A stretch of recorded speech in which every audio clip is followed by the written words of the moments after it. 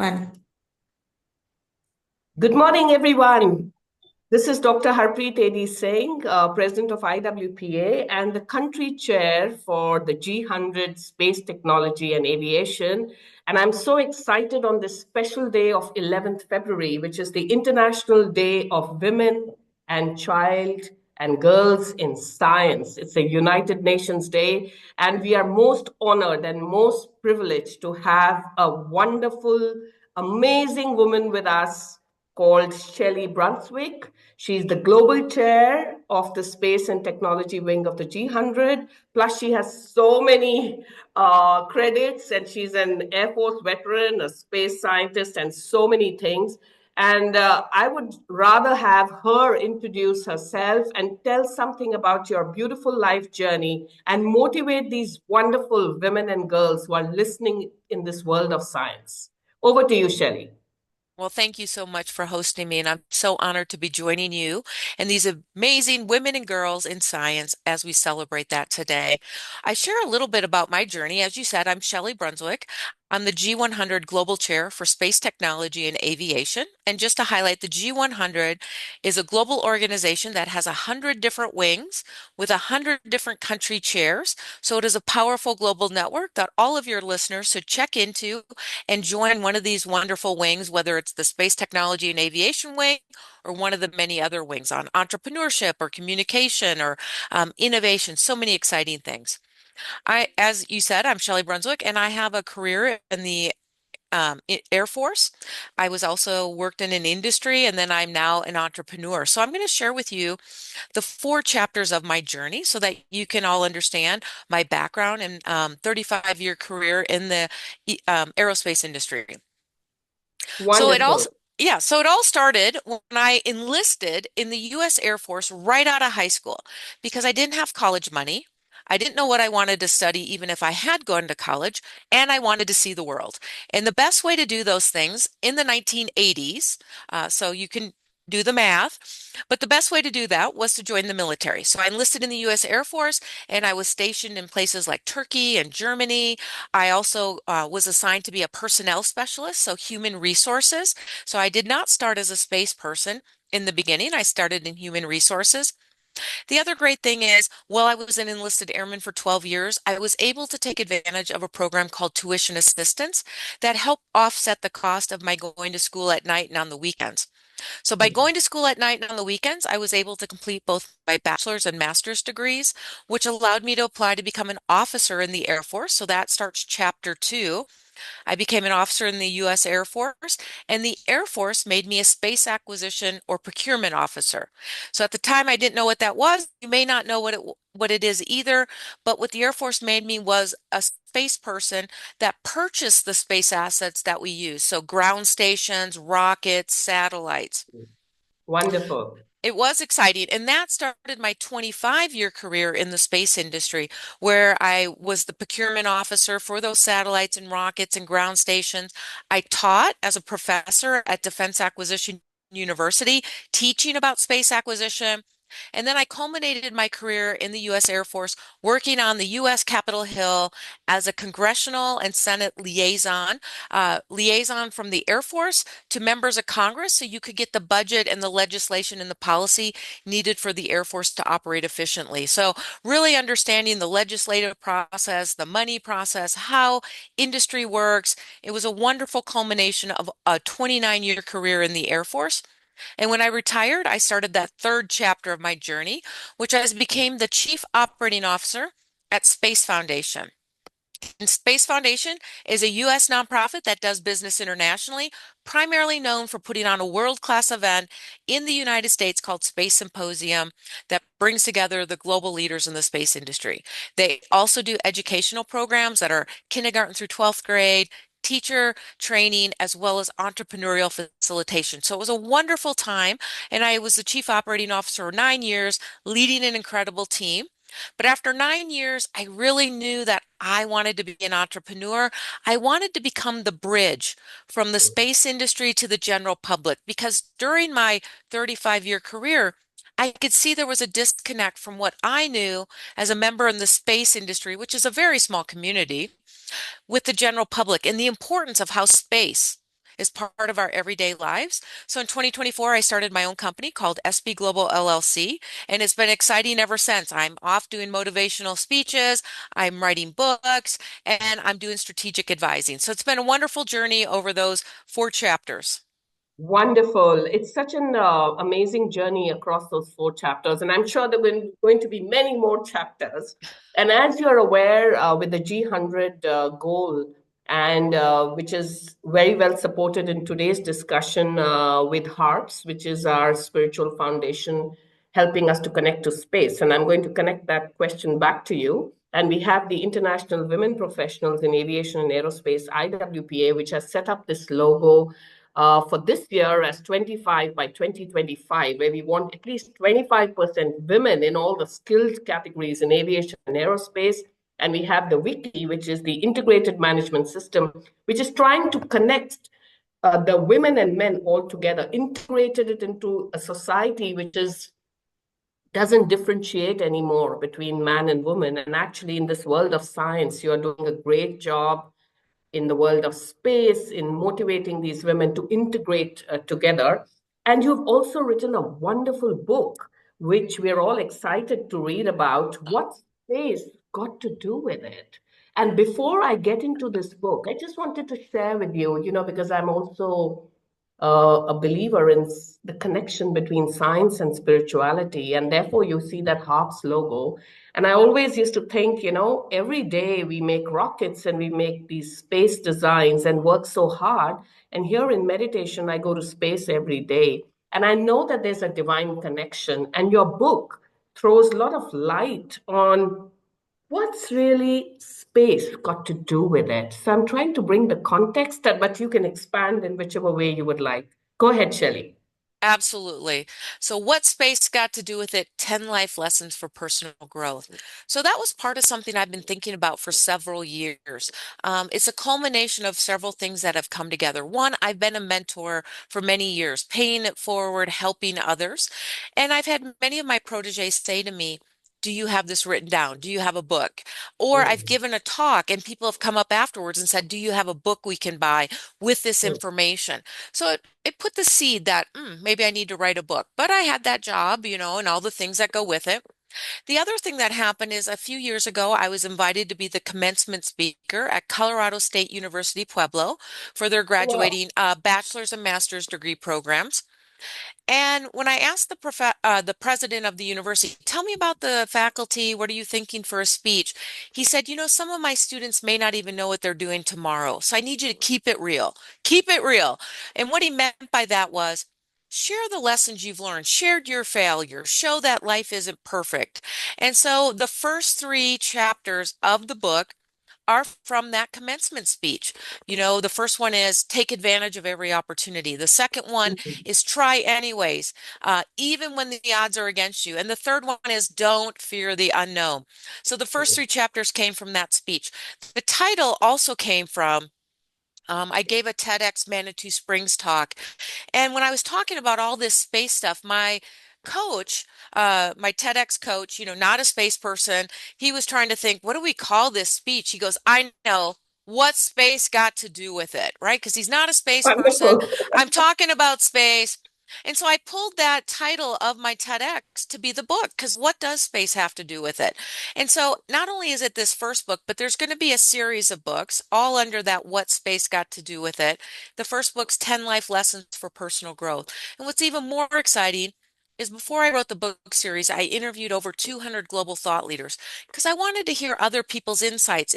Is what I experienced in the space industry unique to me or somebody in the military or in the United States? And what I learned by interviewing people from India and Africa and South America and Asia and men and women and different backgrounds, not just space backgrounds, but policymakers and aviation and media and marketing and so many other careers. What I learned is these are universal lessons. What's in this book will not only help somebody in the space industry, but it will help somebody no matter what industry you're in, no matter where you are or what you want to do. These lessons will apply to you too. Wonderful. I'm really excited to have all our young girls who are watching this live interview to actually pick up your book. And how do we get your book? How do we So, order it? so there's a couple great ways. The book is available on Amazon, so you can Google Okay. "What Space Got to Do with It" or Shelli Brunswick. It'll come up on Amazon. You can order it on Amazon as a book or a Kindle download. The other thing I've done is there are 30 of the 200 people I interviewed. I was able to put 30 of those interviews in the book, so three each chapter. And then what I did is I did a book launch webinar series. And so if you go to my YouTube channel, Shelli Brunswick, you can watch several of those YouTube interviews with those global thought leaders. So it'll give you a little insight into what's in the book. But I have to tell you, after re-interviewing all those people for the book launch, I could probably write another book with all the wonderful insights. So two things. One, you can go to the webinars on my YouTube channel, Shelli Brunswick. You can watch the webinars for free, or you could pick up your copy on Amazon, What Space Got to Do with It, 10 Life Lessons for Personal Growth. Wow, amazing. I'm sure we are all going to pick up your book and learn from those insightful lessons, especially since you've not only included your journey, but also the journey of many other women. That's wonderful. And many people don't realize how much the space technology influences their everyday lives. You know, they think space is something which is the unknown and it's got nothing to do with me. What are some surprising ways that space actually impacts the Earth?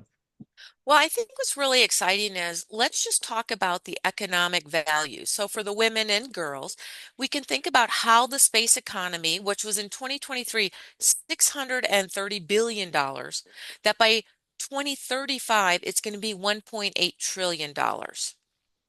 And what's Wow. exciting is it's not about, yes, we are excited about going to the moon, which we know India has some great activities taking place, going to the moon and onto Mars, but it's really how that technology wraps back to Earth and helps us. So some of the amazing thing is how that technology is in things that you are using every day. One, we're using telecommunications, and telecommunications was brought to us by the space industry from the Apollo era to talk to the astronauts in space. So we're using Zoom right now. So all these telecommunication platforms were brought to us from space. But space is also part of all the sustainable development goals. You know, there's a new one that's come out, if you look at it, it's called the Space 2030 Agenda. You can Google that. It's on the United Nations Office of Outer Space Affairs website. And it talks about how space is an enabler for all the sustainable development goals. And we could go through all of those, whether it's helping us look at weather prediction or using space-based technology to help with agriculture, or we're looking at water purification technology that was designed for the International Space Station that's now been commercialized to use to test water here on Earth. We can also think about not only how space is enabling all the sustainable development goals, but space is actually part of all the emerging technologies. So, you may be thinking as you're going to college or high school, like space sounds cool, but I don't want to be an astronaut or a rocket scientist, which is pretty cool.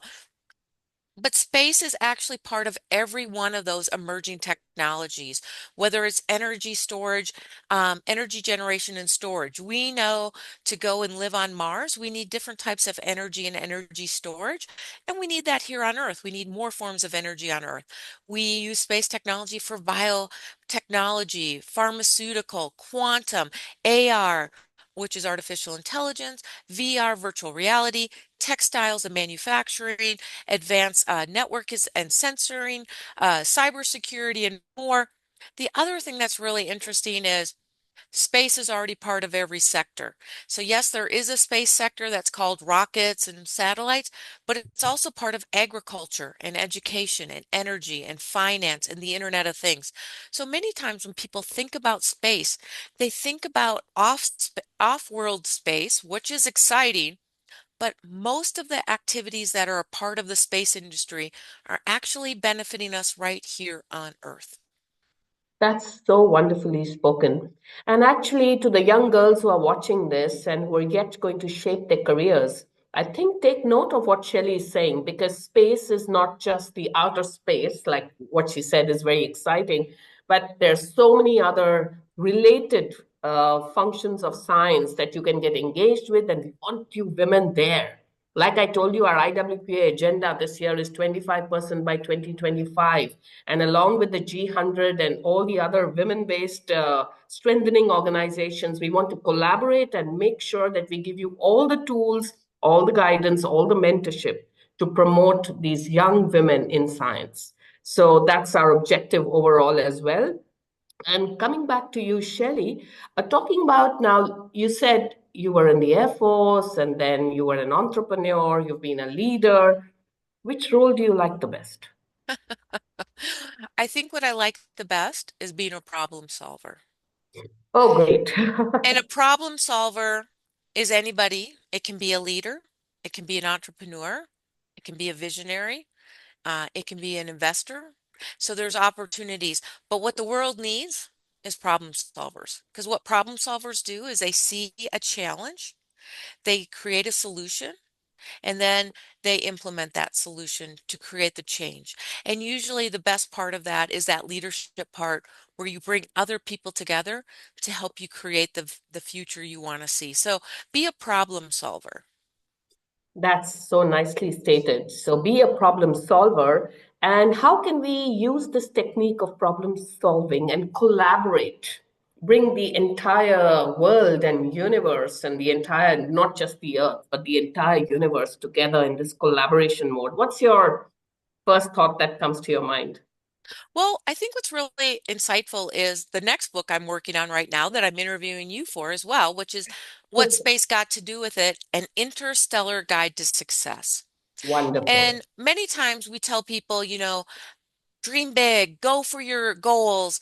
But many times we don't provide the skills or the roadmap to help them get there. And so that's what this next book is. It's called An Interstellar Guide to Success, and it's to help anyone if you want to be in the space industry or science or an entrepreneur. And there are three main components. It's awareness, access, and action.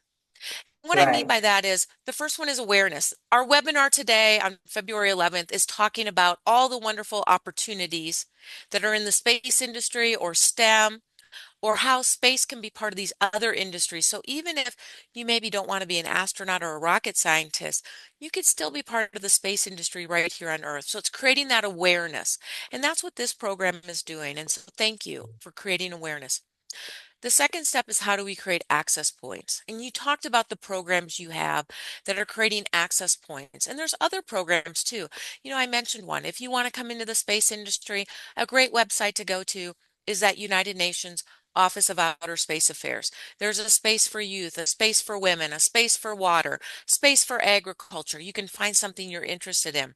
You can join organizations like Space Generation Advisory Council and find scholarships and internships through them. So you create that access point through programs. The third thing is the action. Now that you know that there are opportunities, now you've got to take action. You've got to get the training. If you want to be a rocket scientist, you're going to have to get a formal degree. But maybe you want to be in the manufacturing sector and create the parts that go into the rocket. Well, maybe that only requires a high school diploma plus some skilled training. So there's opportunities, PhDs to high school graduates and everything in between. But you do need some training, whether it's formal or informal. You can join networks and connecting like the G100, Women Tech Network, the United Nations Office of Outer Space Affairs, Space Generation Advisory Council, and so many more that can help you network into the industry you're excited about. And that last component of action is find a mentor. When you find a mentor, they can help you leapfrog to the next step and help you advance your career or your personal growth a lot faster. And that's part of why I wrote the book. In the book, after you read my story and you read the global thought leader stories, the last section is not the conclusion. It's actually called Turning Insights into Actions. And what I list in there is the things you can do next to help you unlock these opportunities, whether it's reading books, taking free online courses, going to conferences, and more. Great. That's lovely. Uh, I was just thinking, you've got so much of experience and you worked in the grand NASA, you worked in the European Space Agency, and you worked in so many different platforms. Uh, what do you think is the challenge or the future in these organizations? What can be done better? And what is your personal view as an individual and as well as for the organization at large? Well, I think I shared that's my real mission today with what I'm passionate about is being that person from the space sector that can reach out to the general public. Because many times when I talk to young people, they think about space as this thing out there. I spoke to one college student who's an amazing leader. And when I asked him, have you thought about the space industry? He said, oh no, space is too big for me. So sometimes we eliminate ourselves from these opportunities because they are different than what we think they are. And so what I'm trying to do is break down that perception that space is too big, that space is for other people, or the perception that space is about the history, it's about Apollo, or it's about the planets. No, space is for all of us. And we can all be part of it, whether we want to be on Earth and we want to be a scientist or an engineer or mathematician. You know, you're all STEM professionals on the call today because this is the International Day for Women and Girls in Science. But there can be lots of opportunities if you want to be in healthcare and you want to become a medical doctor. I know an amazing medical doctor named Dr. Nicole Wagner, who's looking at curing macular degeneration, which is a disease that takes sight from people as they age. So people, as they get older, they can go blind. There's no cure for it. And what Dr. Nicole Wagner is doing is she's looking to create a new lens to replace your lens and give you back your sight. But she's doing it by 3D printing it on the International Space Station. She's not a space person. She's a medical doctor, but she's using space to help create this new technology to give back the sight to those who've lost theirs. Wonderful. So I wanted So, to also share some thoughts on this. In fact, an area that has not been tapped, which I'm kind of aware, where we connect the science space and make it a combination of health, care, as well as a spiritual development. I've realized in my journey with science, since I'm also in the journey of spirituality, that somewhere they meet. And it's interesting that you have these auras that come around each physical being, which science has now explored and is able to capture those auras and which tells you about disease before it touches your body. So if you can capture the aura before, you can know in a proactive manner that how to capture the disease before it touches you and to heal it. And I've always wondered, people have to get more innovative and explorative and connect these sciences now together and find even newer ways to help this whole society, to help the world, etc. So I agree with you that there's just millions of opportunities there sitting for the world of science. And for the young girls and young women, there's equal opportunity today in the world. And where there's mentorship and guidance required, organizations like the ones that you're heading, like G100 and many, many others, the ones that I'm taking care of along with you in G100 in India, as well as HARPS, IWPA, Wiki, etc. We have so many ways of helping you. So do reach out to us if you need to reach out. This is a message for all the young girls and women. But I also would like to know that would there be a key takeaway, Shelli, that you would like to share with our audience in terms of the impact of space in their lives and what would it be? the impact I want to share is that space is for all of us. And that the space technology we're using every day, whether it's telecommunications, GPS on your phone. As a matter of fact, before we started this call, I took a selfie of us. Many of your cell phones are using NASA imaging technology. Uh, so that's how you're capturing selfies. So you are using space technology every day. You don't have to be in the space industry, but what you can do is look to capture that space technology and commercialize it. And there's a couple great places. The NASA Tech Transfer Office has thousands of patents that are waiting to be commercialized, as well as the European Space Agency. So for your innovative entrepreneurs out there who are looking at healthcare, communication, creature comforts, agriculture, there are already space technology patents that are just waiting for you to innovate them, bring them to market, and help better our lives every day. Wonderful. And one last question. How do you balance all what you do in your life? A typical woman question. You have a personal life or professional life. Is there some message you would like to share with our young girls and women? And how did you do it all? Absolutely. I'm going to tie it back to the book. and to your spiritualness. Chapter 9 in the book is called Mindfulness, and it's Okay. really about being focused. In a world where we can be so distracted with WhatsApp and Gmail and email and text messages and we can be overwhelmed. How many times do we feel overwhelmed? But chapter 9 on mindfulness reminds us that if we want to accomplish the important things in life that are what we feel passionate about, that brings us peace and harmony, then we need to be focused on those things, and we need to be able to push aside the distractions that can steal our energy and help us to focus on the passions. And so, chapter 9 on mindfulness really helps us to prioritize what's most important. And that was something I had to learn. It's really easy to get wrapped up in the day to day distractions. But even when I wrote this book, it was really hard. I kind of had to disappear for 3 months. As you know, you were like, Shelly, where are you? I'm working on my book. I'll get back to you. And you have to focus. And that's what's important. I put my family first because my family supports me in all I do. But then it's about the passion and how I can give back to others. And that makes me happy and feel that I'm meeting my true calling in life. And so it's about mindfulness and being able to focus on those things that bring you true joy and passion. So sweet and so well spoken. And I completely resonate with what you're saying. And I'm so happy to be associated with you in this divine journey that we are doing together of science. And one more reminder to all the women and young girls listening to this interview. Please remember, we are targeting at least 25% women in 2025. So be passionate, go well above the number. And you have Shelly for mentorship, and listen to her video again and again, which is a great motivator. Please buy her book, read it thoroughly, and you will know all about space, all about mindfulness, the beautiful integration for women and men all jointly together in this beautiful world of space, technology, aviation. Go for it. So thank you, Shelly. Thank you for this wonderful interview. And we look forward to keeping in touch with you again and again and again. God bless. Absolutely. God bless you as well, because you know what? The sky is not the limit. There are no limits. Thank you for having me. I'm honored to be with you, and I look forward to seeing you around the galaxy. Wonderful. All right. Goodbye.